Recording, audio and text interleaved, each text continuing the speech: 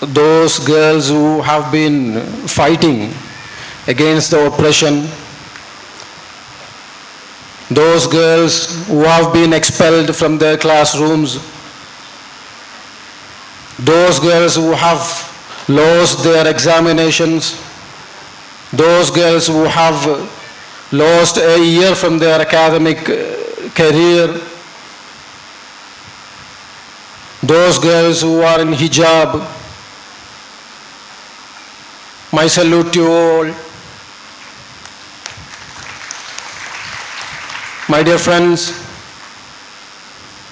it is very painful to them, those who have expelled from the classrooms, those girls who could not attend the examinations because of their attire, because of their belief, because of their hijab. It is very painful to them. We must understand that. And Karnataka girls, hijabi girls, you can be proud because this has happened in the history to many of such events or many of such personalities. We know similar oppression is happening in India also to many different personalities. So I would say you are not alone. You are not alone in this fight. We know there are many other people. Their voices have been oppressed. They are in jail. We know bright students like Umar Khalid, Shajeen Imam, Masood Khan, who are in jail for protecting their freedom of speech. We know brave officers like Sanjeev Bhatt, R.B. Srikumar, who are in jail for speaking truth in front of a tyrant. There are activists like Sudha Bharadwaj, Teesta Satilwad, and a man, 86-year-old Stan Sami, who was killed in jail by denying bail. And many, many other academicians, poets like Varavara Rao, a budding entrepreneur, Mr. Rauf Sharif, who is in jail, who have lost his life. They destroyed his business. We know activists like Atikur Rahman, who is in jail. So there are many, many people like you in the current modified RSS regime India. I would say Karnataka girls, those who stand up for their rights, to protect their constitutional right, to protect their democratic rights, to demand their space. They have been fighting not only for them, they have been fighting for the entire India, the whole nation. They have been fighting for the constitution. They have been fighting to protect India from the clutches of RSS, Hindutva fascism. You are not alone. I repeat, you are not alone. There are many, many other people in the same path, in the same way you are walking through. So I would gently remind you one thing. Our motto is एक हाथ में पढ़ाई, दूसरा हाथ में लड़ाई. We will learn, we will study, we will educate and we will agitate against all oppressions happening in India. हमारा ये देश, ये मुल्क, ये नेशन, इंडिया इस ए मल्टीकल्चरल डाइवर्स कंट्री है. हमारा कॉन्स्टिट्यूशन का एसेंस वही है. दिस मल्टीकल्चरल डाइवर्स इंडिया को कत्ल करके एक ही कल्चरल स्टेट बनाने के लिए, एक हिंदुत्व राष्ट्र बनाने के लिए आरएसएस कोशिश कर रहे हैं. हम समझना है ये इंडिया में हिंदू, मुसलमान, सिख, ईसाई, जैन, पारसी ऐसा अलग अलग मजहबों का लोग है, जो लोग है जो किसी भी मजहब में नहीं है, ऐसा भी है इंडिया में। ये लोग सब मिला के एक ही साथ बनाया है हमारा देश। लेकिन आरएसएस अभी क्या कर रहे हैं, ये पूरे का पूरा डाइवर्सिटी को खत्म करके मिटा के अभी आरएसएस का एक देश है, हिंदुत्व राष्ट्र है, वो बनाने के लिए कोशिश कर रहे हैं। उसी हिंदुत्व राष्ट्र में, उसी आरएसएस का देश में किसी भी इंसान को हक नहीं मिलेगा, उसी आरएसएस का देश में किसी इंसान को इंसाफ नहीं मिलेगा, उसी राष्ट्र में हमारा जुडिशरी को फ्री एक्टिविज्म करने नहीं कर सकते हैं, उसी इंडिया में हमारा पुलिस को फ्री एंगेजमेंट नहीं कर सकते हैं। ऐसा एक राष्ट्र बनाने के लिए आरएसएस कोशिश कर रहे हैं। ये हिंदुत्व बोलेंगे तो हिंदू धर्म से अलग है, वो हम समझना है। हिंदू धर्म और हिंदुत्व दोनों में अलग अलग आइडियोलॉजी है। हिंदुत्व बोलेंगे तो एक पॉलिटिकल आइडियोलॉजी है, उसी में एक ही रेस को या एक ही जाति को, एक ही कास्ट को सुपीरियोरिटी कहते हैं। वो ब्राह्मण जैसा बहुत लोग हैं, उसी लोगों को सुपीरियोरिटी मिलने का एक आइडिया है हिंदुत्व, एक पॉलिटिकल आइडिया है, रेसिस्ट आइडिया है। यह रेसिस्ट आइडिया में जो लोग सबसे उन्नति में रहेगा, बाकी सब लोग उसके नीचे है। जो उन्नति में रहेगा उनको सेवा करने के लिए बाकी सब लोगों को ये लोग पढ़ाएंगे। ऐसा जीने के लिए ये लोग हमें हमारे ऊपर प्रेशर डालेंगे। ऐसा एक देश बनाने के लिए आरएसएस कोशिश कर रहे हैं। हमारा देश, मैंने कहा था इसी देश में हमारे देश के आजादी के लिए ऐसा अलग अलग मजहबों का लोग इधर बहुत काम किया, उनका खून दिया है, उनका जान दिया है, उनका टाइम दिया है, सब कुछ खराब कर दिया, क्योंकि हमारा देश को आजादी चाहिए इसलिए। लेकिन अभी आरएसएस हमारा डाइवर्सिटी को कत्ल करने के लिए कोशिश कर रहे हैं। ये मल्टीकल्चरलिज्म बोलेंगे तो, ये डाइवर्सिटी बोलेंगे तो हम समझना है अभी आरएसएस खत्म करने के लिए क्या किया एजेंडा ले रहे हैं। आप लोग सुना होगा, अलग अलग जुमला है आरएसएस का हमारा सामने। हम एक गवर्नमेंट को चुनाया, बीजेपी है अभी रूलिंग में, लेकिन देश का असली रूलिंग पावर कौन है? जो बैक सीट में बैठ के आरएसएस इंडिया का रूलिंग कर रहे हैं, वो हम समझना है। हमारा कॉन्स्टिट्यूशन के मुताबिक इंडिया में रूलिंग नहीं चल रहे है, हमारा कॉन्स्टिट्यूशन के मुताबिक जुडिशरी नहीं चल रहे है, हमारा कॉन्स्टिट्यूशन या लॉ के ऊपर अलग अलग लॉज एंड लेजिस्लेटिव्स के ऊपर पुलिस नहीं चल रहे है। अभी आरएसएस का इरादा पे राष्ट्र चला रहे हैं बीजेपी। इसलिए मैं कह रहा हूं अभी आरएसएस का एक देश बनाने के लिए अभी आरएसएस रूलिंग चल रहे हैं हमारा देश में। ये लोग हमें सिखाएंगे one nation one ration card, मतलब अलग अलग राशन कार्ड अभी हमारा देश में हमको पता है, एपीएल, बीपीएल, अंत्योदय बोल के अलग अलग राशन कार्ड है। लेकिन आरएसएस अभी क्या कर रहे हैं, पूरा राशन कार्ड को खत्म करके गरीबों लोगों का खत्म करके, गरीबों लोगों का आरएसएस का हिंदुत्व राष्ट्र में स्पेस नहीं है, डाइवर्सिटी कत्ल करेंगे ये लोग। वन राशन कार्ड बनाने के लिए, वन नेशन बनाने के लिए कोशिश कर रहे हैं। वन नेशन वन एग्जामिनेशन कर रहे हैं आरएसएस, मतलब हमारा देश में 40 से ज्यादा यूनिवर्सिटीज है। ये यूनिवर्सिटीज में अलग अलग कोर्स है, अलग अलग करिकुलम है, अलग अलग ग्रेडिंग सिस्टम है, अलग अलग प्रोफेसर्स है, ये पूरे का पूरा उनका नेचर डिफरेंट है। लेकिन आरएसएस क्या कर रहे हैं, अभी एनटीए बोल के नेशनल टेस्टिंग एजेंसी के मुताबिक एक नया एग्जामिनेशन पैटर्न ला रहे हैं, लागू किया है। वही है CUET, हमको पता है पूरा यूनिवर्सिटी का एक ही एग्जामिनेशन है, एक ही एंट्रेंस एग्जामिनेशन से एक ही लोगों से लेके आने के लिए कोशिश कर रहे हैं, बाकी लोगों से एजुकेशनल इंस्टीट्यूशन से बाहर करने के लिए कोशिश कर रहे हैं। So this is what happened to India. ये लोग कह रहे हैं वन नेशन वन लैंग्वेज, एक ही भाषा चाहिए। अभी नेशनल एजुकेशन पॉलिसी में हिंदी और संस्कृत लैंग्वेजेस को प्रोमिनेंस मिल रहे हैं आरएसएस के वजह से।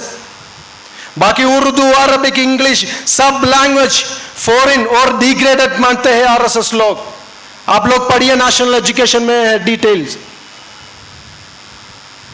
तो हमारा देश का डाइवर्सिटी खत्म करने के लिए वन नेशन का एक मुद्दा उठा रहे हैं। अभी आरएसएस कह रहे हैं one nation one party, one nation one election, one nation one नेता। मोदी, आज मोदी है तो कल योगी, ऐसा डिक्टेटर्स के बैक डिक्टेटर्स आने का चांस अभी इंडिया में हो गया है। एक ही पार्टी, आप किसी भी पार्टी में ज्वाइन करो, किसी भी पार्टी इलेक्शन में लड़ाई करो, कॉन्टेस्ट करो, किसी भी पार्टी इलेक्शन में जीतो, कोई बात नहीं है। इधर गवर्नमेंट किसका है? बीजेपी का आएगा। गोवा में देखिए, महाराष्ट्र में देखिए, कौन जीता कौन आया।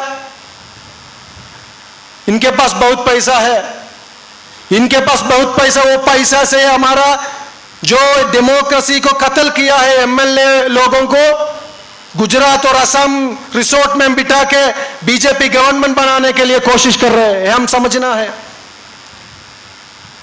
आरएसएस का एक एजेंडा है विपक्ष मुक्त Bharat, opposition free India। RSS का एक एजेंडा है, we should understand that। We know Parliament Parliament cannot do its duties because there is no discussion in Parliament। RSS क्या चाहते हैं उसी बिल पार्लियामेंट में पास हो रहे हैं। ओपोजिशन पार्टी का कोई भी चर्चा में रोल नहीं है, आरएसएस कोई भी हक नहीं दे रहे हैं। कांग्रेस जीतो, शिवसेना जीतो या कम्युनिस्ट पार्टी जीतेंगे, कोई मतलब ही नहीं है उसमें। एक ही पार्टी का हाल है, तभी आरएसएस इंडिया में लागू किया है। अभी अभी आके क्या बोल रहे हैं? आरएसएस का सबसे बड़ा लीडर देश का चीफ मोहन भागवत कह रहे हैं one nation one culture, one nation one religion कह रहे हैं। हमको पता है इंडिया में अलग अलग मजहब का लोग है, अलग अलग धर्म के लोग है, अलग अलग जाति का लोग है, अलग अलग भाषा बोलने वाला है, लेकिन आरएसएस है नहीं मानेगा one culture, only one culture. इसलिए वो लोग यूनिफॉर्म सिविल कोड ला रहे हैं, इसलिए वो लोग पूरे कॉलेज में यूनिफॉर्म चाहिए बोल रहे हैं। हिजाब नहीं पहन सकते, अजान नहीं दे सकते, कुछ भी ये लोग अलाउ नहीं करेंगे। ऐसा एक राष्ट्र, हिंदुत्व राष्ट्र, किसी भी हक किसी को नहीं मिलने वाला है, इंसाफ नहीं मिलने वाला है। ऐसा एक देश है हिंदुत्व राष्ट्र, वहां ऐसा difference, diversity, multiculturalism will not be existed. That's the situation is coming to in India. RSS का चीफ मोहन भागवत ने कहा देश में, इंडिया में, इंडिया भी नहीं है, वो लोग कह रहे भारत, अखंड भारत। ये इंडिया में हिंदू, मुसलमान, ईसाई, पारसी, सिख जैसा अलग अलग मजहब का लोग आज से नहीं है, पूरे के पूरे लोग एक ही मजहब, एक ही धर्म में है, वो धर्म है हिंदू। उसमें चार तरफ का कैटेगरी से मोहन भागवत कह रहे हैं अभी हम लोग सबको ये लोग हिंदू बनाने के लिए कोशिश कर रहे हैं। ये एंटी कॉन्स्टिट्यूशनल है, हमारा डेमोक्रेसी के हितों के खिलाफ है, इसके खिलाफ हम लड़ाई करना जरूरी है।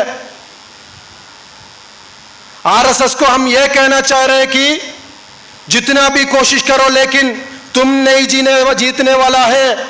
इधर इंडिया में जितना भी लोग हैं, इंडिया में आरएसएस का चीफ और एक कहानी भी हमको सुनाया कि you should be aware of campus growth of campus front in the South Indian colleges. You might have read the news. Mohan Bhagwat बता रहे कैंपस फ्रंट ऑफ इंडिया के ग्रोथ के बारे में हम थोड़ा ध्यान रखना है। किसको बोल रहे हैं? आरएसएस लोगों को बोल रहे हैं, क्योंकि campus front of India south Indian college में ज्यादा मजबूत होने वाला है। ये लोग अगर ऐसा ग्रोथ होने है तो हमारा फ्यूचर ड्रीम को खिलाफ है, ये लोग हमको बहुत बड़ा खतरनाक आने वाला है, इसलिए आप लोग इनको ध्यान रखना है बोल रहे हैं। ध्यान रखो, खाली साउथ इंडियन कॉलेजेस में नहीं है आरएसएस सुनना है, साउथ इंडियन कॉलेजेस में नहीं है, पूरे के पूरे देश में हम अभी ग्रोथ में है। वो हम तुमको हम दिखा देंगे अभी शॉर्ट टाइम में. We will be showing you in no time. जो आप देखा है वो tip of the iceberg only. We have many colors beneath the sea. We will show you when the time ripe. So RSS, they are trying to destroy our multi-diverse country. ये multiculturalism खत्म करने के लिए RSS अभी दूसरे काम कर रहे हैं. हमारा सिलेबस को चेंज करने के लिए कोशिश कर रहे हैं. देश का इतिहास अल्टर करने के लिए कोशिश कर रहे हैं. अब तुम लोगों को पता है कर्नाटका में बहुत सारे चैप्टर्स रिमूव किया है, डिलीट किया है. हमारा देश का इतिहास बोलेंगे तो ये पूरे के पूरा मजहब का लोग, जाति का लोग एक साथ मिला के ब्रिटिश के खिलाफ, एंटी कॉलोनियल पावर्स के खिलाफ लड़ाई करके हम ये देश को बनाया है, आजादी मिला है हमको. अभी आरएसएस कह रहे हैं ये इतिहास सही नहीं है, हमको इतिहास चेंज करना है. Anti cast atrocities, anti cast protest chapters deleted. Atrocities against Dalits, minorities, religious minorities, chapters deleted. Bhagat Singh के बारे में chapters है deleted. महात्मा गांधी के chapters deleted. दिल्ली सुल्तानेट का chapters deleted. मुगल dynasty के chapters deleted. Everything is, they have been deleting from the history textbooks. But RSS should understand our history not relies in the textbooks, not relies in the papers. It's in our heart. ये इतिहास हमारा दिल में है. RSS को वो मिटा नहीं सकते हैं. आरएसएस समझना है हमारा ये इतिहास किसी थर्ड पार्टी से हम सीखा नहीं है. मुंह से मुंह तक, कान से कान तक हम सीखा है. फर्स्ट हैंड रिपोर्टिंग है हमारा इतिहास. जो सूरज के निकलते हैं वो रोशनी से पसीना आते हैं.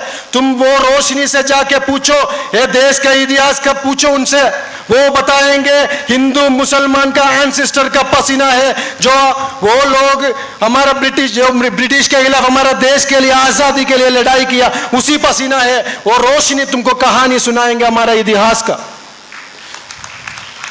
पोर्चुगीज जंग के मैदान में जाके वो मिट्टी से तुम लोग पूछो आरएसएस, वो मिट्टी में खून है, वो खून किसका है पूछो. वो मिट्टी तुमको कहानी सुनाएगा हमारा इतिहास का. वो हिंदू मुसलमान का एंसेस्टर्स का खून है. वो तुम मकबरा में जाके हड्डी ढूंढो, वो हड्डी में गोली का निशान मिलेगा, कॉलोनियल पावर्स का गोली का निशान मिलेगा. वो निशान बताएंगे तुमको, कहानी सुनाएगा हमारा इतिहास का. आप लोग गलत नहीं समझना है. ये आरएसएस बोलेंगे तो खाली मुसलमान के खिलाफ है. RSS is not only against Muslims, but we should understand RSS is against all humanity. RSS is against RSS is anti national. Why? Because RSS is not only attacking Muslims. There are many Hindus are in jail. There are many Hindus who have been killed by the RSS. We know their names. So that is happening in our country. They are against India, the idea of India, they are destroying. And RSS is against the whole globe, or we can say पूरा देश के खिलाफ है, पूरा globe के खिलाफ है RSS. क्यों? आप लोग समझ रहे हैं. न्यूजीलैंड में क्रिस्ट चर्च में एक शूटर था, ब्रेंडन टारेंट. वो बहुत सारे इनोसेंट लोगों को शूट किया, मार दिया, कत्ल किया है. वो ग्लोरीफाई कर रहे हैं आरएसएस लीडर्स को, इंडिया का आरएसएस लीडर्स को. कौन कौन? सावरकर, हेडगेवार का चैप्टर कर्नाटका में इंक्लूड किया है आइडियल लीडर बता के. आइडियल क्या आइडियल लीडर है? किसी को मारना है तो वो आइडियल लीडर है, किसी को कत्ल करना है तो हेडगेवार आइडियल लीडर है. लेकिन हमको वो आइडियल लीडर नहीं है. आरएसएस न्यूजीलैंड को खतरनाक है, मैं बोल रहा हूं. अमेरिका में रिसेंटली पेटन ग्रंडन बोल के एक शूटर है, वो शूट किया है, 13 लोगों को मार दिया है.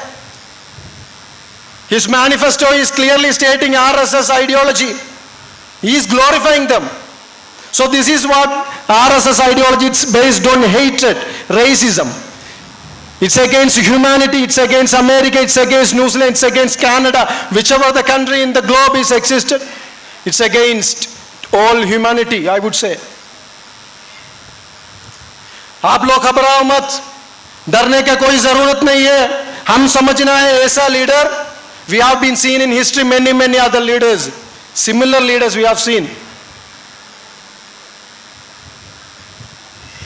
Oh, we must understand that ऐसा एक leader, the same leader like Modi was in Germany once upon a time. What happened to him? Nazi Germany में एक लीडर था मोदी के जैसा, क्या हो गया उनको?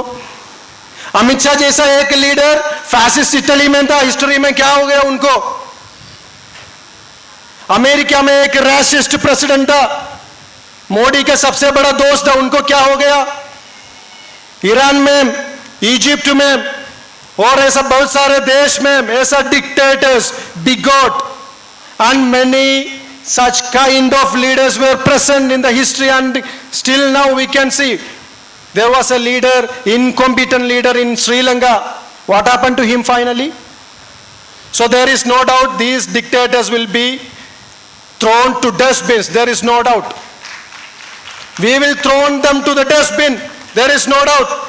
ऐसा लोगों को पूरा हिस्ट्री में ऐसा हालत हुआ है, इनको भी ऐसा एक हालत आने वाला है. ये सब तानाशाही लीडर्स को क्या हो गया? क्यों ये लोग का विनाश हो गया? क्यों ये लोग का नाश हो गया? क्योंकि ये लोग एक आइडिया के खिलाफ लड़ाई किया है. ये लोग एक ही आइडिया के खिलाफ लड़ाई किया है. क्या आइडिया है वो आइडिया इंसानियत का आइडिया है, वो आइडिया हुकूक के आइडिया है, वो आइडिया इंसाफ का आइडिया है, वो आइडिया यूनिटी का आइडिया है, वो आइडिया तौहीद का आइडिया है. वो आइडिया किसी आदमी को मिटा नहीं सकते हैं. वो हमारा हाथ में नहीं है, वो सेलेस्टियल पावर्स डील करते हैं. वो आइडिया पूरा इंडिया का आइडिया है, डाइवर्सिटी का आइडिया है. वो आइडिया आरएसएस को कुछ नहीं कर सकते हैं.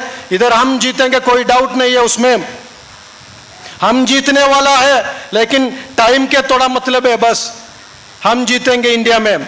ये आइडिया तुमको कत्ल नहीं कर सकते, क्योंकि ये आइडिया हमारा दिल में है. ये आइडिया हमारा दिल में है. सरफरोशी की तमन्ना अभी हमारे दिल में है, अब हमारा दिल में हमको पता है.